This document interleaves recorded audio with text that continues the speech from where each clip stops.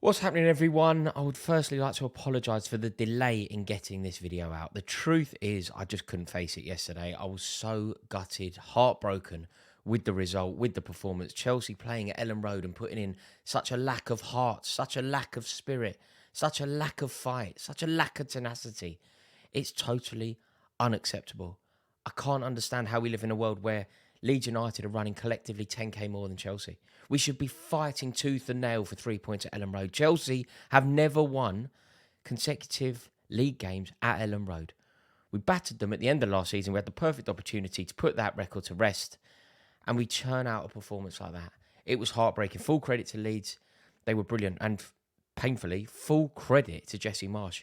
He obliterated Thomas Tuchel. He got it right. Tuchel got it all wrong. And Marsch should hold his head very high today. But this is so unacceptable. Chelsea and Leeds have such a strong rivalry. There will be a huge swathe of Chelsea fans that will tell you that Leeds United are Chelsea's biggest rivals in the league. Leeds United fans will sing about Chelsea every game, about washing your mouth out, son, and that. It's a rivalry that we should embrace. Football is about tribalism, about aggression, about rivalry.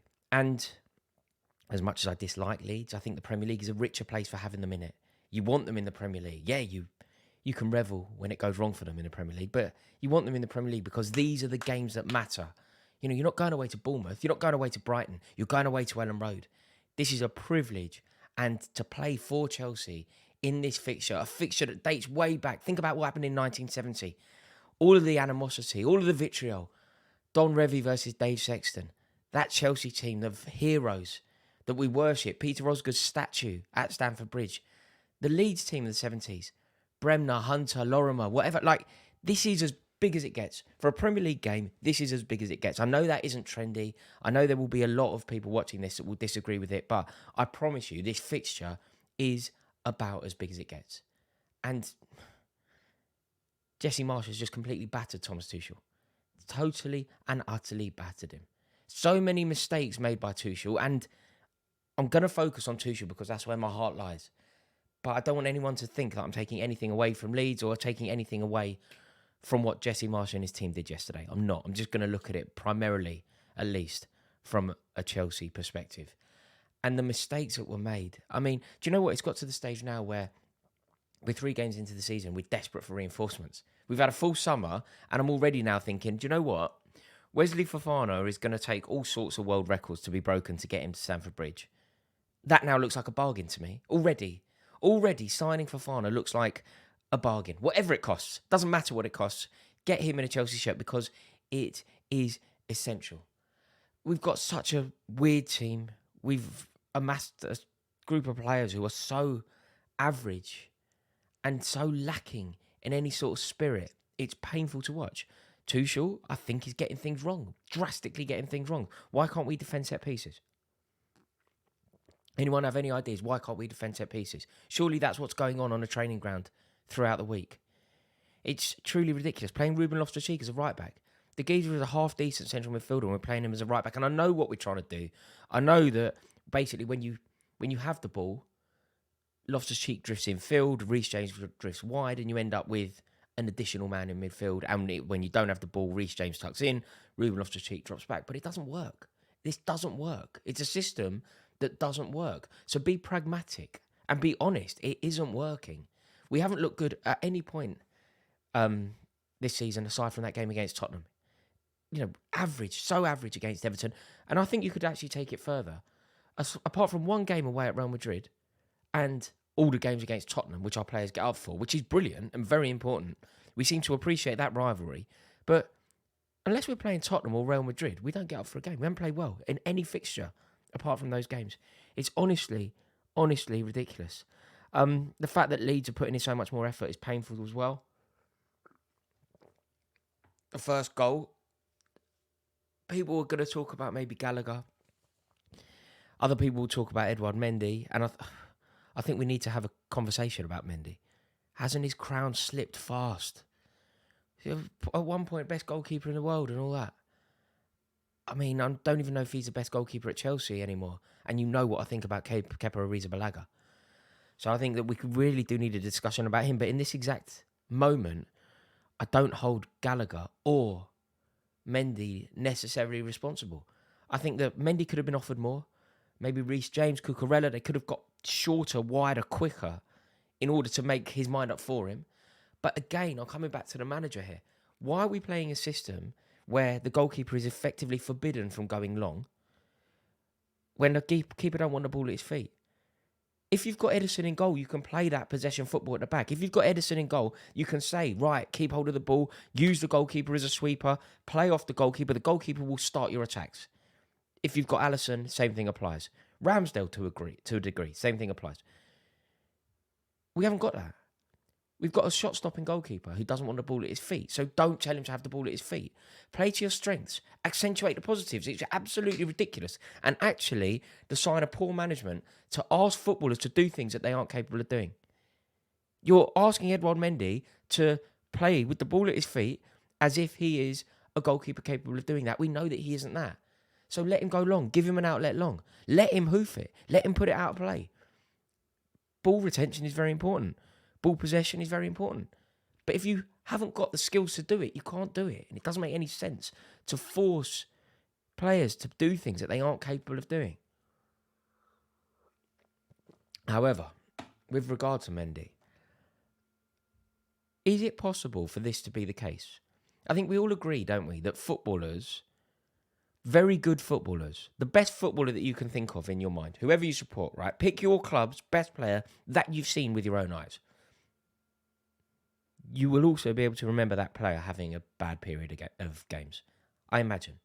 There will be a period. So if you're a Liverpool fan now and you're picking Steve Gerrard, you will also be able to identify a period in his career where it wasn't going well for him, where he made mistakes or whatever. If you're a Manchester United fan, maybe Wayne Rooney, you'll be able to identify a period where it didn't work. So we all agree that tip-top, elite-level footballers can have down periods. We agree that that's the case. Here's one for you. I need your help on this. In fact, what minute are we in? 7:12. Right, I'm going to write this in the comments because I want your thoughts on this. Is the opposite possible?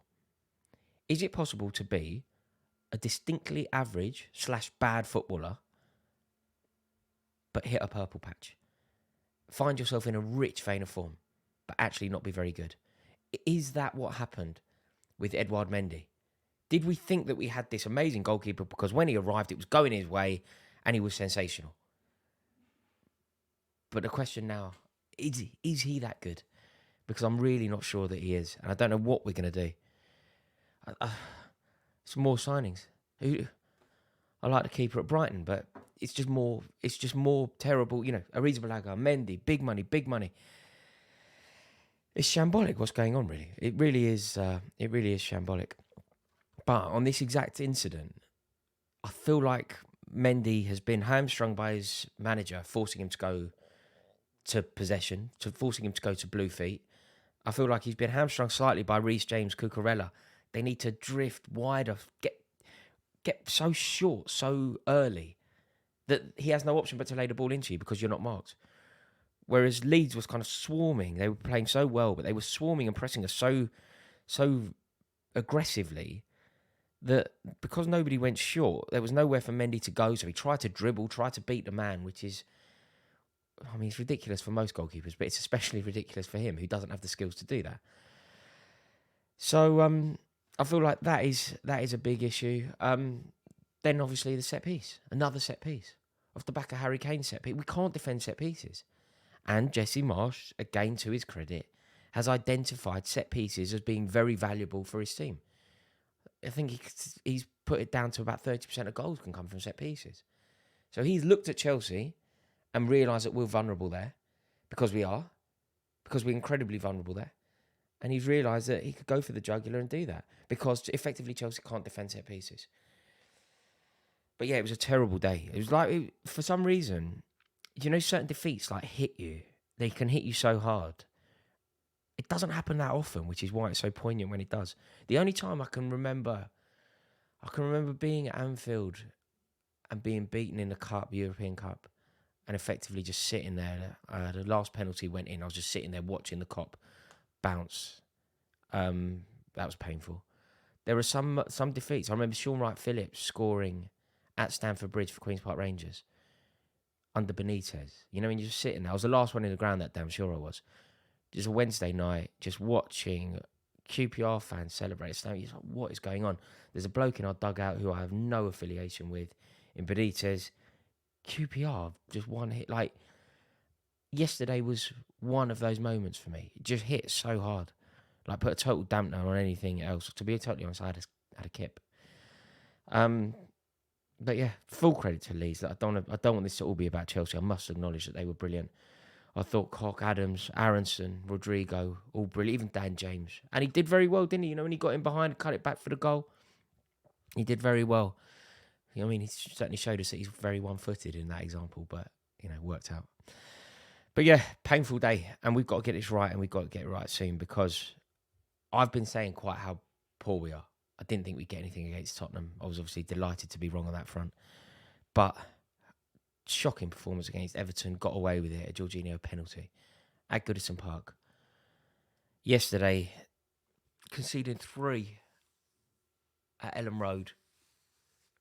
They keep a clean sheet. This up front, there's, you know, another thing we haven't even touched on. Kai Havertz. Where do we start? Where do we start with Kai Havertz? Do you know the problem? The problem with Havertz, as soon as I bring it up, everyone goes, Porto, Man City. I go, yeah, I know. But a fine quality footballer would use that moment in a European Cup final to launch into the next season, use it as a springboard and attack the Premier League, seize the Premier League, own the Premier League. Geezer does nothing. I don't know what position he plays. I honestly don't know. Does he know? Does Tuchel know? What's his best position? Up front with Sterling. Sterling's obviously the best player at Chelsea in an attacking sense. But he must be looking, you know, think of the players Sterling's used to linking up with, and he's now looking at Kai Havertz. He's our false 9, he averages about 6 goals a season. At what point do we agree and accept that he isn't the player we thought he was? I remember Chelsea fans got really annoyed with me because I said this about Havertz. Ballon d'Or, they told me. We have a long, hard season ahead. It's going to be a long, hot summer, folks. Thank you for watching this. Sorry it came so late. I just couldn't do it. I just couldn't do it. It's the first time since I've had a YouTube channel that I've been in this moment. Like I say, the last time it happened was Sean Wright-Phillips at Stamford Bridge for QPR. So hopefully it won't happen again for that amount of time. As always, I appreciate you watching these videos. If you enjoyed it, please do me the honour of clicking subscribe. It really does help me out. Give it a like. Oh dear. Win or lose up the Blues, eh? See you in a bit.